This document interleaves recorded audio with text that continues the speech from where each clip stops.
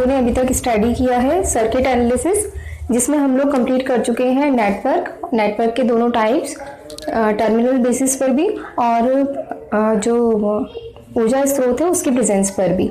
अब हम लोग स्टार्ट करेंगे। उसके बाद में हम लोगों ने यहाँ कंप्लीट किया टाइप्स ऑफ एनर्जी सोर्स, जैसे वोल्टेज सोर्स और करंट सोर्स। उसके बाद मैंने आप लोगों को बताया था वोल्टेज सोर्सेज के बारे में, और उसके बाद मैं आपको बता चुकी करंट सोर्सेज के बारे में।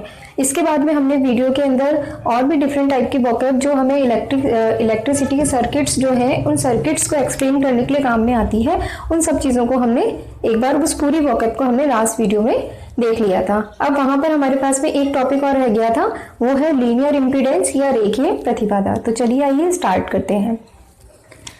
देखिए, रेखीय प्रतिबाधा या लीनियर इम्पीडेंस, इसको समझने के लिए हम क्या करते हैं, हम एक सर्किट कंसीडर करते हैं। जैसे सपोज किया मेरे पास में ये एक रेजिस्टेंस है,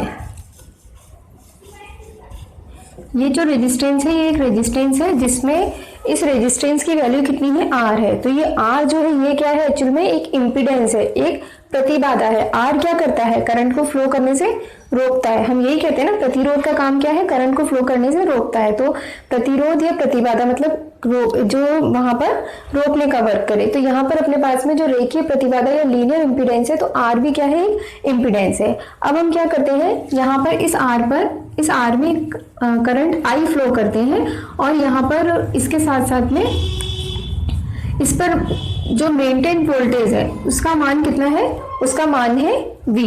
अब यदि मैं इसकी एक I V कैरेक्टरिस्टिक्स ड्रॉ करती हूँ, तो हम ओम्स के नियम से सब जानते हैं V इक्वल्स टू कितना है, R I, ठीक है। तो यहाँ पर हम जैसे ही इसकी वी आई कैरेक्टरिस्टिक्स ड्रॉ करेंगे, मैंने ये वी आई कैरेक्टरिस्टिक्स ड्रॉ की, वाई एक्सिस पे वी ले लिया, एक्स एक्सिस पे आई लिया, तो यहाँ पर मुझे क्या मिलता है, स्ट्रेट लाइन ग्राफ मिलता है ना, एकदम स्ट्रेट लाइन ग्राफ मिलता है। इसका मीनिंग क्या है कि यदि हमारे पास में कोई ऐसी प्रतिबाधा हो जिसके लिए उसमें प्रवाहित होने वाली धारा तथा उसके सिरों पे विभवांतर के लिए खींचे गए ग्राफ में यदि हमें सरल रेखा प्राप्त हो, हमें कैसा प्राप्त हो, लीनियर प्राप्त हो, तो वो हमें क्या कहलाता है, वो रेखीय प्रतिबाधा कहलाता है या लीनियर इम्पीडेंस कहलाता है। एक्चुअल में अपने पास में ये किसकी वैल्यू है, अगर मैं यहाँ से इसका स्लोप कैलकुलेट करूंगी, इसकी ढाल कैलकुलेट करूंगी, तो मेरे पास रेजिस्टेंस आर ही आएगा, है ना। किसकी वैल्यू आएगी, रेजिस्टेंस आर की तो वैल्यू आएगी। तो आर कैसे बढ़ रहा है, लीनियरली बढ़ रहा है ना। ये प्रतिबाधा कैसे बढ़ रही है, लीनियरली बढ़ रही है। तो अपने पास में लीनियरली इंक्रीज हो रही है ना, रेखीय रूप से ये बढ़ रहा है। तो अपने पास में ऐसी प्रतिबाधाएं जिनके लिए वी आई कैरेक्टरिस्टिक ग्राफ जो है वो स्ट्रेट लाइन आता है, उनको हम कहते हैं लीनियर इम्पीडेंस। इस टाइप की इम्पीडेंस जिनके लिए V I characteristic graph straight line आए, उन्हें हम कहते हैं लीनियर इम्पीडेंस। फॉर एग्जाम्पल हम यहाँ पर लेते हैं, जैसे सपोज किया मेरे पास यहाँ एक कॉइल है और ये मतलब एक इंडक्टेंस है L, प्रेरत्व L है, ठीक है। इसमें भी मैंने धारा I को प्रभावित किया। अब हम सब ने ही ये टॉपिक, आप लोग में से जो लोग बीएससी के स्टूडेंट्स हैं और इलेक्ट्रॉनिक्स स्टडी कर रहे हैं, आई थिंक उन सब ने ये स्टडी किया हुआ है। क्या होता है, इस कॉइल के अंदर जैसे ही आप क्या करते हैं, या तो धारा के मान में कमी करते हैं या वृद्धि करते हैं, मतलब करंट को इंक्रीज या डिक्रीज करते हैं, या आप करंट की डायरेक्शन चेंज करते हैं। तो जैसे ही आप करंट की डायरेक्शन चेंज करते हैं या उसकी वैल्यू में चेंज करते हैं, तो इसके अंदर ये जो इंडक्टेंस है इसमें एक ईएमएफ प्रोड्यूस हो जाता है ना, एक विद्युत वाहक बल उत्पन्न हो जाता है ना, ईएमएफ प्रोड्यूस हो जाता है। और ये ईएमएफ किसके प्रोपोर्शनल होता है, डी बाई डी के। अगर इसमें करंट आई फ्लो हो रहा है तो rate of change of current में परिवर्तन की जो दर है, rate of change of current के ईएमएफ प्रोपोर्शनल होता है। और फिर हम यहाँ एक कांस्टेंट ले लेते हैं एल। तो ये जो इम्पीडेंस एल है, ये जो प्रतिबाधा एल है, इसके लिए वापस हम ईएमएफ और डी बाई डी में ग्राफ खींचेंगे। तो यहाँ पर मैंने ग्राफ ड्रॉ कर दिया, ये है ईएमएफ और यहाँ है अपने पास में कितना, डी बाई डी। अब अगर हम इन दोनों में ग्राफ खींचते हैं तो ये भी हमें कैसा मिलता है, हमने ऑब्जर्व किया है, ये भी हमें कैसा मिलेगा, स्ट्रेट लाइन ग्राफ मिलेगा। और ये किसकी वैल्यू देगा, ये हमें एल की वैल्यू देगा। अगर हम इसका स्लोप निकालेंगे तो वैल्यू किसकी आएगी, एल की वैल्यू आएगी, ठीक है। इसी टाइप से मैंने यहाँ किया, एक कंडक्टेंस ले लिया, कंडक्टेंस सी ले लिया। अब ये जो कंडक्टेंस सी है इसके लिए हम क्या राइट करते हैं, Q equals to C V, मतलब Q प्रोपोर्शनल होता है V के, ठीक है। तो Q equals to C V, जहाँ पर Q क्या है, टोटल चार्ज है किस पर, कैपेसिटेंस पे, तो Q equals to C V. Q को हम किस फॉर्म में लिख सकते हैं, इंटीग्रल आई डी टी, है ना। मतलब अपने पास में जितना भी चार्ज अक्यूमुलेट होता है, जितना भी चार्ज होता है, उसमें टाइम के साथ में जो चेंज होता है उसी को तो हम धारा कहते हैं, है ना।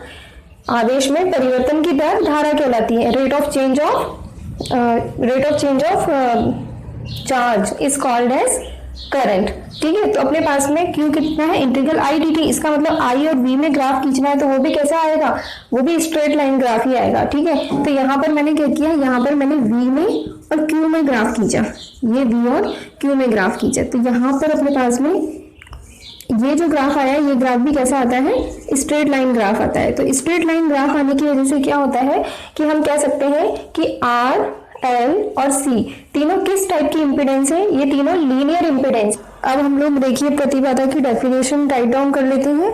हमने देख लिया रेखीय प्रतिबाधा क्या है, ऐसी प्रतिबाधा जिसके सिरों पर विभवांतर तथा उसमें प्रवाहित होने वाली धारा के मध्य ग्राफ कैसा आता है, सरल रेखीय आता है। तो अब हम क्या करते हैं, एक बार इसकी डेफिनेशन को राइट डाउन कर लेते हैं। देखिए, रेखीय प्रतिबाधा ऐसी प्रतिबाधाएं जिनके लिए उनमें प्रवाहित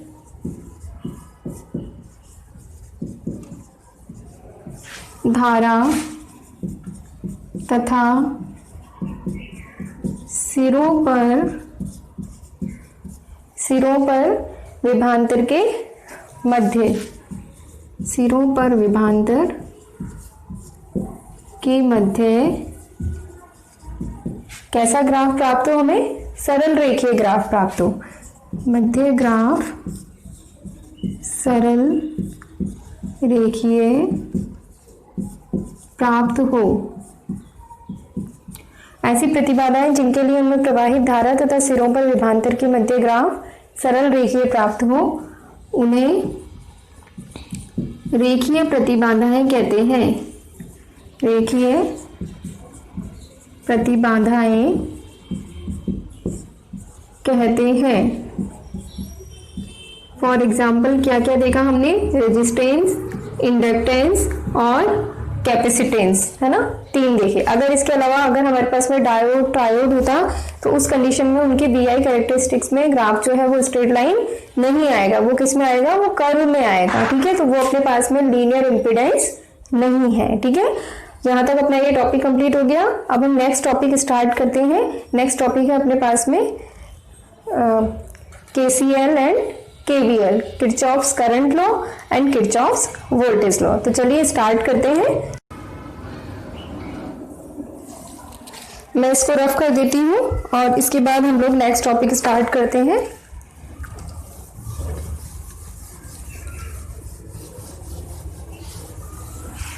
देखिए, नेक्स्ट टॉपिक क्या है, Kirchhoff's current law and Kirchhoff's voltage law. Kirchhoff's ने हमें दो लॉज दिए, किरचॉफ्स जो बहुत ही ज़्यादा इंपॉर्टेंट है इलेक्ट्रॉनिक्स में, Kirchhoff's current law and Kirchhoff's voltage law. ठीक है, तो हम पहले हेडिंग डालते हैं यहाँ पर, किरचॉफ्स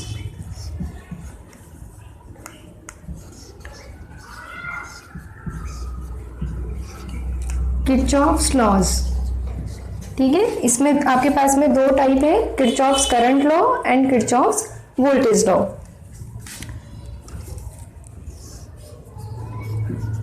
यहाँ दो टाइप है अपने पास में, एक तो है किरचॉफ्स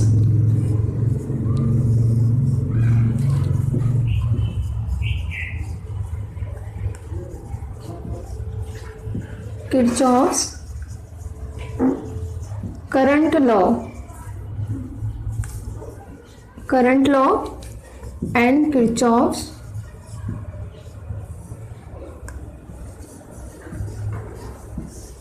वोल्टेज लॉ। देखिए, जो किरचॉफ्स करंट लॉ है इसको हम इन दी शॉर्ट में कहेंगे KCL और किरचॉफ्स वोल्टेज लॉ को KVL। ठीक है, अब मैं इसको KCL ही बोलूंगी। ठीक है, देखिए, किरचॉफ्स करंट लॉ जो है सबसे इंपॉर्टेंट थिंग, ये किस पे बेस्ड है ना, किस पे बेस्ड है। सबसे पहले हम बात करते हैं किरचॉफ्स करंट लॉ की। ये किस पे बेस्ड है, based on conservation of charge. ठीक है, कंजर्वेशन ऑफ चार्ज का मीनिंग है मतलब आवेश संरक्षण पर। किस पर डिपेंड है, ये किस पर बेस्ड है, आवेश संरक्षण के नियम पर बेस्ड है। ये भी हम देखेंगे कैसे है, क्यों है। देखिए सबसे पहले इसको समझने के लिए हम वापस एक सर्किट कंसीडर करते हैं। सर्किट से थोड़ा सा इजी गोइंग हो जाता है ना। देखिए मैंने क्या किया, एक रेजिस्टेंस लिया, ठीक है। इस रेजिस्टेंस से मैंने एक रेजिस्टेंस को और जोड़ दिया, इस रेजिस्टेंस से मैंने एक रेजिस्टेंस और जोड़ दिया, ठीक है। फिर मैंने क्या किया, यहाँ एक रेजिस्टेंस मैंने और लगा दिया, इसके बाद मैंने एक रेजिस्टेंस यहाँ लगा दिया, ठीक है। और मैंने इस पूरे सर्किट को कनेक्ट करके यहाँ मैंने एक बैटरी लगा दी, ये मैंने एक बैटरी लगा दी, ठीक है। अब यहाँ पर ये जो सर्किट है, इसके अंदर मैंने आप लोगों को लास्ट वाली वीडियो में समझाया था कि नोड क्या होता है। नोड या संधि क्या होता है कि किसी भी परिपथ या जाल का वह धारा पथ, है ना, किसी भी परिपथ या जाल में हाँ देखिए, नोड या संधि क्या होता है, किसी भी परिपथ का वह बिंदु जहां पर आकर के बहुत सारी शाखाएं मिलती हैं उसे नोड या संधि कहते हैं। तो अभी इस सर्किट के अंदर नोड कौन सा है, जैसे ये नोड है, यहाँ पर 3 शाखाएं मिल रही हैं। देखिए एक ये मिल रही है, मैं नेम देती हूँ A B C D E F, ठीक है। तो अब यहाँ पर A B शाखा, B F और B C, ये तीनों शाखाएं यहाँ मिल रही हैं किस पर, B पॉइंट पर। तो B क्या है, नोड या संधि है, ठीक है। अभी मैंने थोड़ी देर के लिए मान लिया कि इस सर्किट में ये जो ए बी शाखा है, ए बी शाखा में जो करंट फ्लो हो रहा है उसकी वैल्यू कितनी है, I1 है। और BC शाखा जो है इसमें करंट फ्लो हो रहा है उसकी वैल्यू कितनी है, I2 है। CD शाखा जो है इसमें ले लेते हैं हम, कितनी वैल्यू कितनी है, I3 है। या ऐसा करते हैं I3 हम यहाँ ले लेते हैं, ठीक है, तो थोड़ा सा लिखने में कन्वीनियंट रहेगा। BF जो है इसमें बहने वाली करंट जो है वो कितनी है, I3। CD में कितना है, CD में है I4 और CE में है I5, ऐसा हमने सपोज कर लिया, ठीक है। अब क्या करेंगे हम, जैसे मुझे B पॉइंट पर टोटल करंट लिखना है, B पॉइंट पर कितना करंट है, कितना करंट इनकमिंग है और कितना करंट आउटगोइंग है, कितना आ रहा है और कितना जा रहा है। तो मैंने क्या किया, मैंने लिखा एट पॉइंट B पर देखो, B पर जाने वाला करंट कौन सा है, I1, और B से निकलने वाला करंट, B से दूर, देखो ये तो B से इनकमिंग है, B की तरफ जाने वाला, और B से दूर जाने वाले करंट कौन सा है, एक तो I2 है और दूसरा I3 है। तो यहाँ पर ये I1 करंट जो है ये 2 पार्ट्स में डिवाइड हो रहा है, किसमें, I2 में और I3 में। तो हम क्या लिख सकते हैं, I1 equals to I2 plus I3, ऐसा लिख सकते हैं, क्योंकि I1 जो है वो 2 पार्ट्स में डिवाइड हो गया। ऐसे ही मैं लिखती हूँ किस पर, एट पॉइंट C पर देखो आप, I2 करंट जो है वो C की तरफ जा रहा है ना, इनकमिंग है C के लिए, और आउटगोइंग कौन सी है, CD और CE, दोनों में करंट क्या हो रहा है, दूर जा रहा है ना, C पॉइंट से दोनों तरफ दूर जा रहा है। तो यहाँ पर मैं I2 को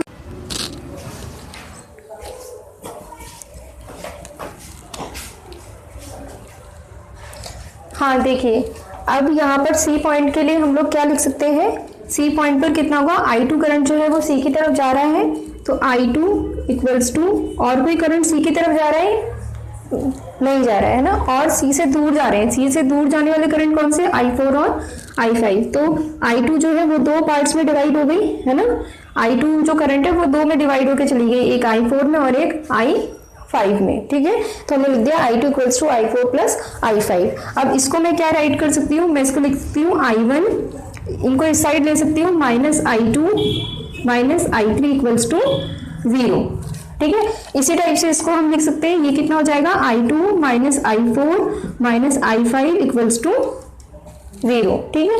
अब देखिए, अब मैं B पॉइंट के लिए क्या बोलती हूँ, मैं बोलती हूँ किसी संधि या नोड पर मिलने वाली सभी धाराओं का बीजगणितीय योग 0 होता है। किसी संधि या नोड पर मिलने वाली सभी धाराओं का बीजगणितीय योग 0 होता है। तो देखिए यहाँ मैंने क्या वर्ड यूज किया, बीजगणितीय योग, इसका मतलब साइन भी साइन जो है वो भी डोमिनेंट होएगा। तो यहाँ पर अपने पास में क्या है, देखो ये संधि है ना, इस संधि पर मिलने वाली सभी धाराएं, कौन कौन सी धाराएं मिलेंगी, देखो I1 की डायरेक्शन कैसी है, जैसे मैंने ये B पॉइंट लिया और इस पर I1 कैसे जा रही है, I1 जो है ऐसे जा रही है ना, और I2 और I3 कैसे जा रहे हैं, I2 और I3 इस टाइप से जा रहे हैं, ठीक है। अब अगर मैं इसकी डायरेक्शन चेंज करती हूँ, है ना। अगर मैं किसी संधि पे मिलने वाली सारी धाराएं लेती हूँ तो ये अपने पास में कितना हो जाएगा, जैसे ही मैं इसकी डायरेक्शन इस तरफ करूंगी तो मेरे पास में कितना हो गया, -I2। और इसको भी मैं चेंज कर देती हूँ इस डायरेक्शन को, तो ये कितना हो गया, -I3। अब अपने पास में सारी धाराओं का बीजगणितीय योग कितना हो जाएगा, 0 हो जाएगा। तो हमारे पास कितना आ जाएगा, I1 -I2 -I3 = 0। वैसे ऐसा करते नहीं है, ये आप लोगों को समझाने के लिए मैंने डायरेक्शन चेंज किया है। मेन हमें ये ध्यान रखना है किसी नोड या संधि पर पहुंचने वाली धाराएं, किसी नोड या संधि पर जाने वाली पहुंचने वाली धाराओं का योग उस नोड या संधि से जाने वाली धाराओं के योग के बराबर होता है। जैसे इस नोड या संधि पर ये जो पहुंचने वाली धारा कौन सी है, I1 है ना, और कोई धारा नहीं है, वो किसके बराबर होगी, जाने वाली धारा कौन सी है, I2 और I3। ठीक है, तो अब हम इसका स्टेटमेंट राइट डाउन करेंगे KCL का। KCL जो है, देखिए, हाँ, इसका हम लोग नियम जो है अब उसको राइट डाउन कर लेते हैं। KCL क्या कहता है, किसी परिपथ या जाल के, है ना, नोड या संधि पर, है ना, किसी परिपथ या जाल की संधि पर पहुंचने वाली या मिलने वाली, है ना, पहुंचने वाली धाराओं का बीजगणितीय योग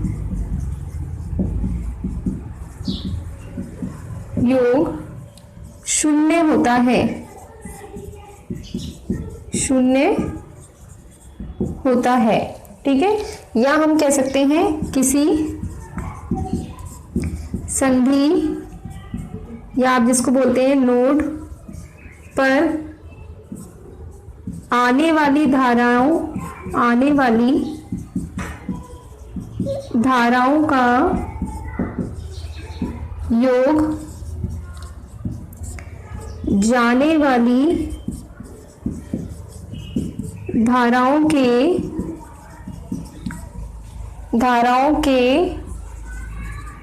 बीजगणितीय अभी नहीं आएगा ना, हाँ, आने वाली धाराओं का योग जाने वाली धाराओं के योग के बराबर होता है। ठीक है, ये है अपने पास में किरचॉफ्स करंट लॉ, KCL। अब हम बात करेंगे नेक्स्ट किरचॉफ्स वोल्टेज लॉ की। KVL क्या है वो देखते हैं, तो इसको मैं रफ कर देती हूँ और फिर नेक्स्ट देखते हैं KVL।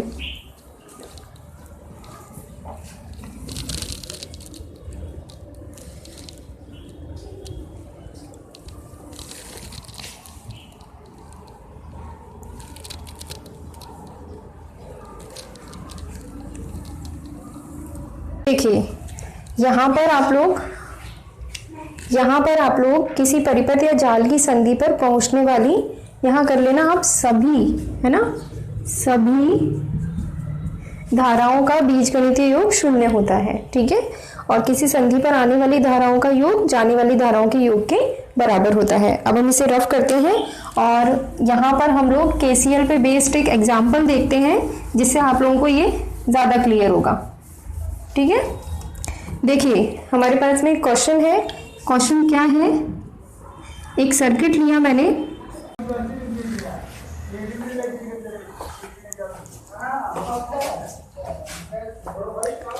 जो आपका किरचॉफ्स करंट लॉ है, इसको हम KCL को एक एग्जाम्पल की हेल्प से समझ सकते हैं। ठीक है, मैं उस एग्जाम्पल को यहाँ कंसीडर करती हूँ जिससे आपको और क्लियर हो जाएगा।